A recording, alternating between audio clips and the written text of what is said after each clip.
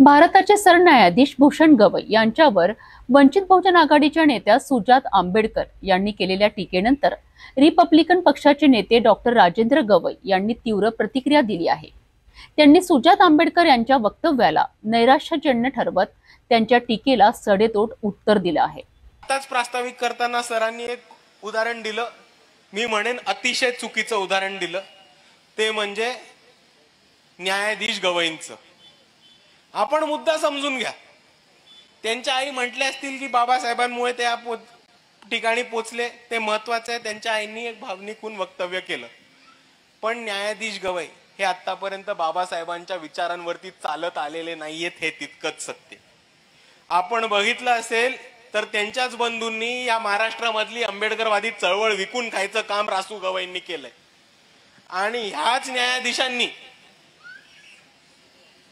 अबकडचा कायदा, वर्गीकरणाचा कायदा, सब क्लासिफिकेशनचा कायदा हा एससीच्या आरक्षणामध्ये आणून एससी आरक्षणाचा पातळीकडे सुरुवात या न्यायाधीशांनी केली। म्हणून मी परत म्हणतो की माणूस बौद्ध असला तरी फरक नाही पडत, माणूस विचारणारी आंबेडकरवादी असला पाहिजे, मगच फरक पडतो।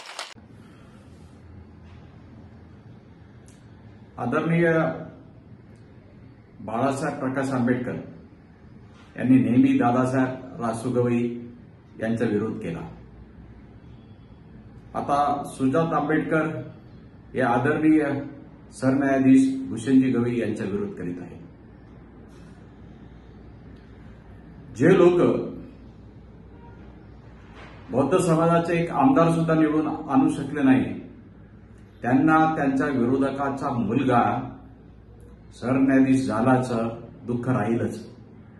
तेव्हा या बाप लेकाला दुःख होण्याचं नवल मला वाटत नाही।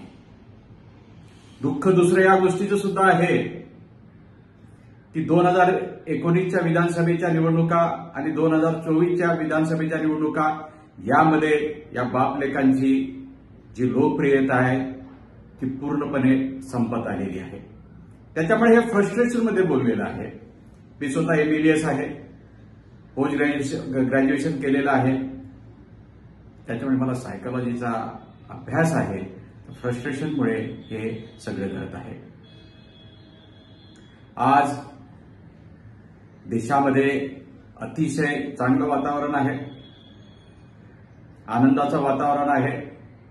रामदासजी आठवले यांचा फोन आला, त्यांना सत्कार घ्यायचा आहे। कवाडे साहेबांचा फोन आला, सुरेखाताई कुंभारे यांचा फोन आला। आता प्रोटोकॉलमध्ये बसते नाही बसत सत्कार घेता येईल का, परंतु गट तट सोडून सगळीकडे आनंदाचं वातावरण आहे।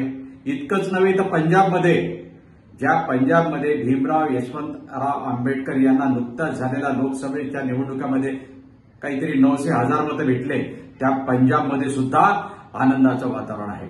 त्याच्यामुळे मी ससा कोणत्याही रिपब्लिकन नेत्यावरती बोलत नसतो, परंतु बोललं तरी चुकीचं आणि नाही बोललं तरी चुकीचं। तेव्हा या बापलेकांना दुर्लक्षित करा, सोडून द्या। सगळीकडे आनंदाचं वातावरण आहे आणि यांनी कुणाला सोडलं नाही। रामदासजी आठवले यांना सोडलं नाही, कवाडे साहेबांना सोडलं नाही, आदरणीय माईसाहेब सविता आंबेडकर यांना सोडलं नाही, मुकुंदराव आंबेडकर यांच्या वारसांना सोडलं नाही। यांना पोलीस यांनी सर्वांवरतीच टीका केलेली आहे। त्यामुळे सगळ्यांनी या आनंदाच्या वातावरणामध्ये आपलं आनंदी राहावं आणि यांना दुर्लक्षित करावं। जय भीम। राजकीयवादाच्या केंद्रस्थानी आलेल्या या आरोप प्रत्यारोपामुळे रिपब्लिकन चळवळीतील तणाव आता पुन्हा एकदा चव्हाट्यावर आला आहे।